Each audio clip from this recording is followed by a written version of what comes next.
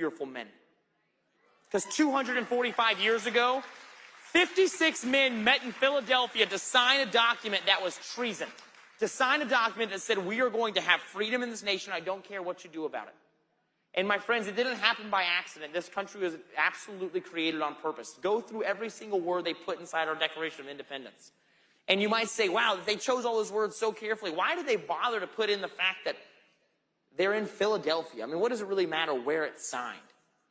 But my friends, remember that England was the greatest naval power the world has ever known.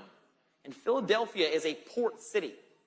It's capable of receiving very, very large ships that can carry a lot of cannons. And so the Founding Fathers, knowing that they were going to be persecuted, knowing that they were going to be hunted down, knowing that at least 9 of them were going to have their families kidnapped and their homes burned to the ground, they went to a port city to the edge of the power of the British Empire and said, I declare independence from you. I declare independence from the greatest power this nation has ever known. So when you think that you cannot make a difference because there are not enough of us, remember, 56 men started to put a small ember into our nation that then led to 3% of the American population standing up to actually fight for liberty. And because those 3% of people stood up and fought for our rights and liberties, you get to pass on freedom of speech. You get to pass on freedom of religion. You get to pass on the incredible freedoms that only this nation has. Because, my friend, in this country, we are not subjects, we are citizens. Remember that you are the royalty and the government works for you. It's time to take it back.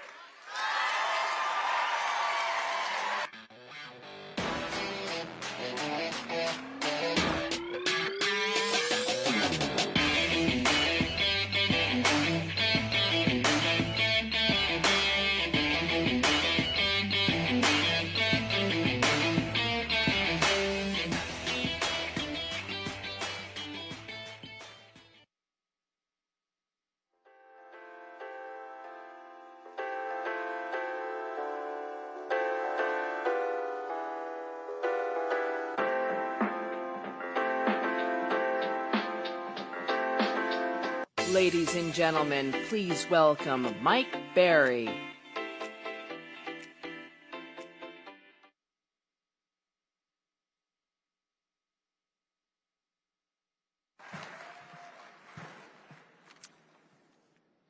Well, it's fitting that this year's theme is America Uncanceled, because in about 36 hours, I'm going to put on my uniform. I'm going to stand my post as a U.S. Marine Corps Reserve officer.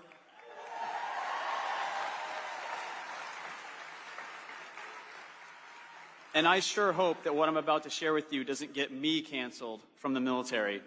I'm here from the front lines of the battle for religious freedom to report on what I've seen and experienced. My name is Mike Berry, and I have the privilege of serving as General Counsel for First Liberty Institute. First Liberty is the largest legal organization in the country whose sole mission and focus is religious freedom. And when I'm not fighting for religious freedom at First Liberty, I do consider it an honor and a privilege to serve as a reservist in the Marine Corps.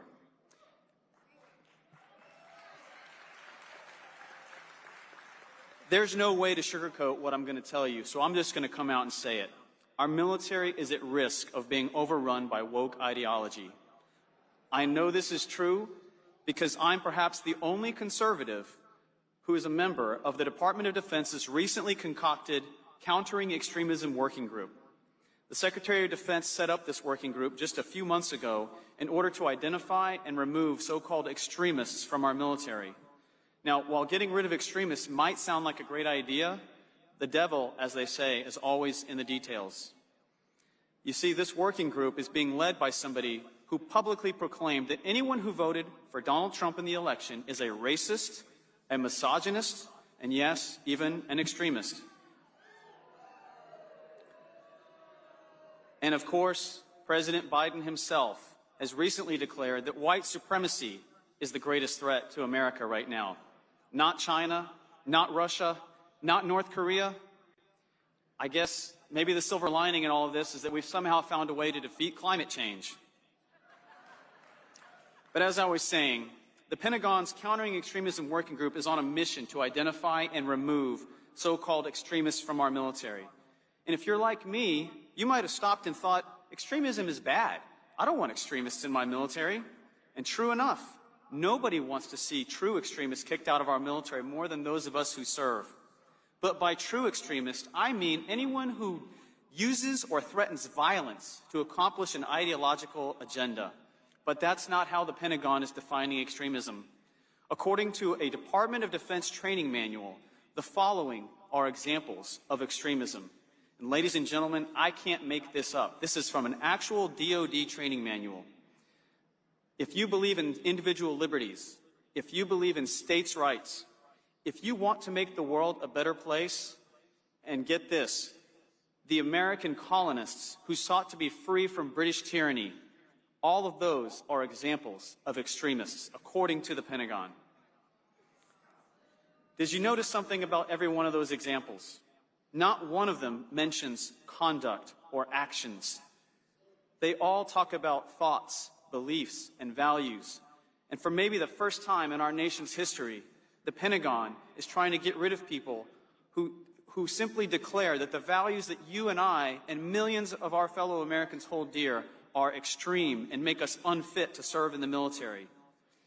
One of the first things, as an example of what this Countering Extremism Working Group is considering doing, is monitoring the social media activity of American service members and American veterans. They want to see if anyone likes, shares, posts, or even tweets something that the Pentagon considers to be prohibited or extreme. That's right, the U.S. government wants to use your hard-earned tax dollars to monitor our troops on social media, just in case somebody happens to post something that they consider extreme, such as, oh, I don't know, maybe an Olympic athlete showing pride in Old Glory for once. If that sounds eerily familiar, it's because China has been doing it for years. The Chinese government monitors what their citizens do on social media every day. It's a social credit system. If you say the right things about the Chinese Communist Party, you get social credit points. If you say the wrong thing, you get those points taken away. And if you lose enough points, the government starts to take away some of your freedoms and liberties. If that sounds like something out of a dystopian novel, guess what? It's happening in China right now, and now our government is considering doing the very same thing here. Well, guess what? I've got news. Not on our watch.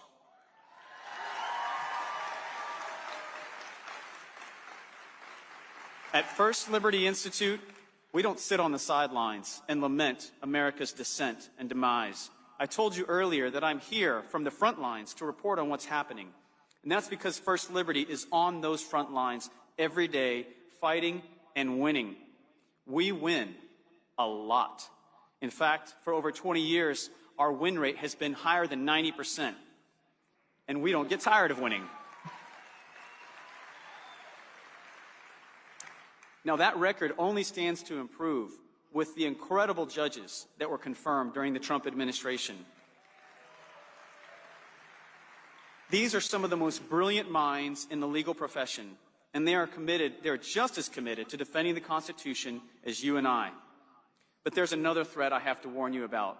The radical left also knows how effective President Trump was at rebalancing our judiciary. They also know that they can't remove those judges because they have lifetime tenure. So the left says if they can't beat them, they're simply going to outnumber them. As I stand here today, the radical left is pouring tens of millions of dollars into its effort to pack our courts from the Supreme Court on down through our lower courts. Now, let's just call it what it is. Whenever somebody tries to overthrow a branch of the government, you call it a coup. And if the left gets its way with this coup, our constitutional republic as we know it is gone. But as I said, not on our watch. First Liberty is doing something about it. We are exposing the radical left's coup attempt, and I invite every single one of you to join us.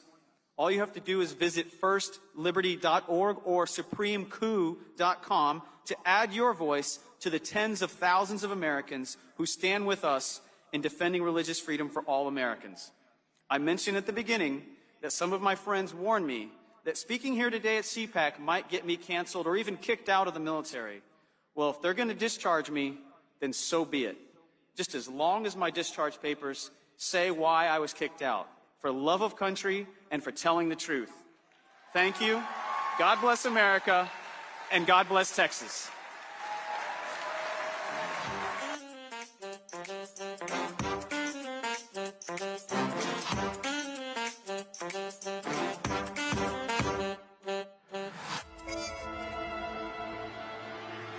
This corridor is more than an energy project. It's an attack the weak against the strong.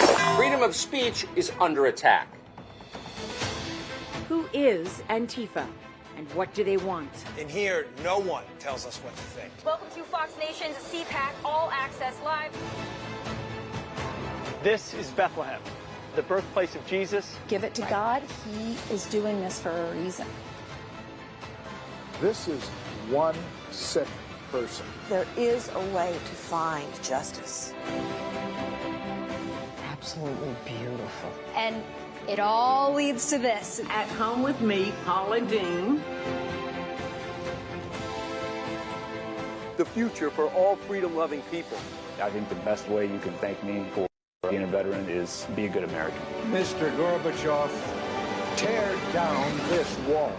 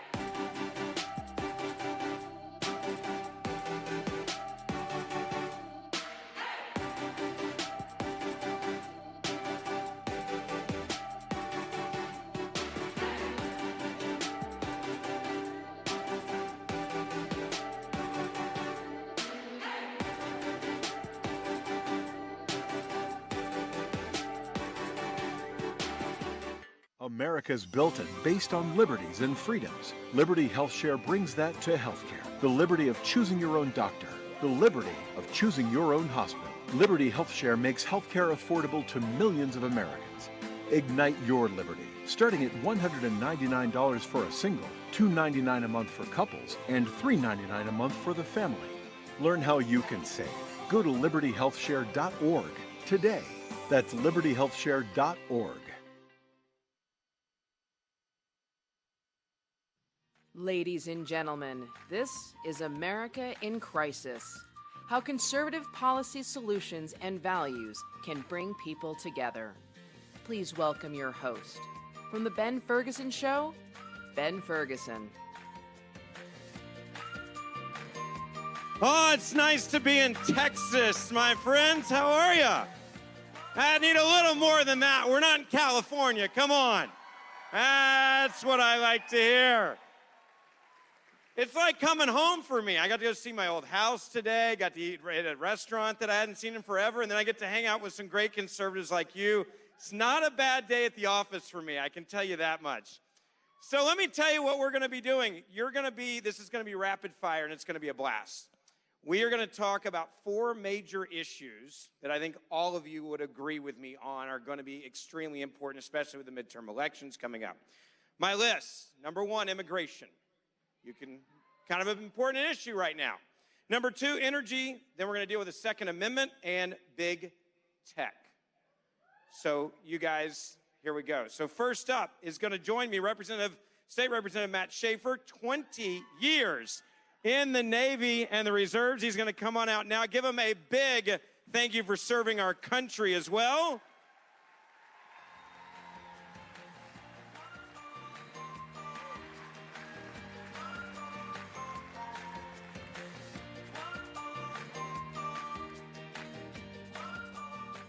First time on stage, I've had another dude wear boots. It's usually I'm the awkward one. I love this. This is nice. So let's talk about immigration for a second. For people that don't know what's going on, we have an immigration crisis. I would argue that it's not a crisis to this administration.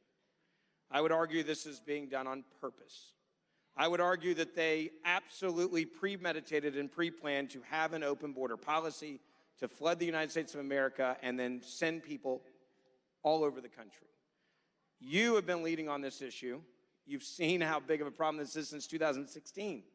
One of the big issues is obviously sanctuary cities. We saw when the vice president landed in Texas, didn't actually even go to the border. You know, it was a great photo op, didn't see the border though. She was sitting there with a congresswoman that said, "Welcome to the new Ellis Island of the United States of America. We are the capital of the border here." When you hear that, knowing what you guys are dealing with sanctuary cities, it basically says if you're across the border, come over, we want you, run across the border, and no one's going to stop you. The Biden administration turned on the welcome sign. It's a big light. It's saying not only come, but we will make your life easier. We will help you when you get here. There's a number of benefits that you'll have access to. And it is a major crisis. It really is. And I do believe it's intentional. As you mentioned, I believe that they say an open border to the Democrats means winning elections in the future years, because it changes the demographics in a way that it's going to be hard to come back from. So if you're not from Texas and you're not really familiar with the scope of what's happening, it's really unimaginable just how many people. We had a 2-week period recently in Texas. We had over 50,000 people that we apprehended in just a 2-week period. Guatemala, Honduras, El Salvador are emptying into the state of Texas. And this is a federal responsibility, a Texas problem, but I can tell you, if you're from another state, it's going to be your problem too, if it's not already. And the drugs and the human trafficking are incredible. From the state of Texas, we look at the pressure that's going to be put on our foster care system, on our public schools, on our health care system. You know, the left, they all talk about, oh, Texas ranks such and such in the number of uninsured. Well, are they Texans that are uninsured? Let's talk about just how many Texans, okay? We have thousands upon thousands of people that are flooding across who don't speak the language, who don't have identification, and are just being welcomed by the Biden administration. And you mentioned drugs, and I want to ask you about this because I had a caller the other day. It was a woman that called in the show, and we were talking about this open border policy, and she said that she buried her grandson. He took some drugs that were laced with fentanyl. The police said when they made that phone call and were telling them what happened, we're seeing a lot of this right now. We are seeing people that had no intention to OD that are getting these drugs coming across the border. They think they're just going to have a good time, as they described it, and get high, and they die. And they said it's getting worse and worse by the week as we are seeing the open border, because there's such a marketplace for this. And if you want to try to get your drug there and you need to put something else in it to get it close to what the other drugs are and you don't have it, that's why they start doing this. They're making new type of concoctions. The cartels are highly professional in how they do this. They equivalently set up, pharmaceutical manufacturing plants down there. They will hire chemical engineers from their universities to run these things. They're doing this on a scale and lowering the cost to where they control the market. You know, I live out in rural East Texas, and it used to be that there would be methamphetamines that were, grown out in the woods. Not anymore, because the cartels in Mexico are so good and efficient at producing methamphetamines that they've taken over the market. They are killing Americans, and you can go just across the river from the Texas border, and there are fairly large cities that are completely ungoverned, no police force. Folks, you need to understand that there are large parts of Mexico that are completely ungoverned by legitimate authorities. The Mexican army, the Mexican police do not have authority in those areas, large parts of the country. And so they have gained operational control of the border, and the Biden administration has abandoned us. Let's deal with what cities do. You know, it's obvious that the federal government's not going to do their job. They're not going to step in. Well, I think they say, we are doing our job. We're changing policy. It's an open door, open border, bring it all in policy. What do states have to do? What have we done right in Texas? What should other states that are now dealing with these flights coming in the middle of the night? Marsha Blackburn, for example, senator from Tennessee, finds out through social media, basically, that planes are landing in the middle of the night in Chattanooga, Tennessee, filled with illegal immigrant children. No one from the federal government told them they were coming, and we're seeing this now happen all over the country. So what do other states learn from Texas and what you guys have done? A couple of things. I think that our Republican conservative attorney generals need to test the constitutional boundaries on this immigration issue and turn these cases over to these Trump judges. Donald Trump left these great judges for us, and we need to put this issue in front of them and say we can stand up where Washington has failed on that. The second is you have got to pass strong anti-sanctuary city laws. In 2017... What does that mean? Tell me what a strong law is. So many people here. How many people are out here from outside of Texas? That means, what do they go back and ask for? What do they say? Hey, state rep, I need you to do X. You need to do what we did in 2017, which says when you've got a sheriff in a big city that says, oh, we've got this person in jail who's an alien, and ICE wants to detain her, and so we're just going to let that person loose even though they're a violent criminal. We're going to put them out on the street. You pass a law that says if they do that, they will go to jail. And that's what we did in the state of Texas. Last question on this one, and I think it's one that's really important. For us in the midterms, I think it's important that we have compassion for people that are suffering, while also explaining very clearly that our laws are laws that are going to be enforced, that we are not going to be a lawless society, community. How do we sell this better than we have to the people? Because I understand people that are suffering, but I also know we're being taken advantage of. Well, I agree with that. Every person is made in the image of God. Every person, whether you're from Guatemala or you're from the state of Texas. And we're going to treat people with respect. But God is a God of order and not chaos. And we have chaos on the border right now. God is a God of order. But let me tell you about the politics of this. Donald Trump was so racist, apparently, that all of these people on the border are now voting Republican in the state of Texas. Look at the counties in Texas that voted Republican, that were Hispanic Democrat areas that are now voting Republican.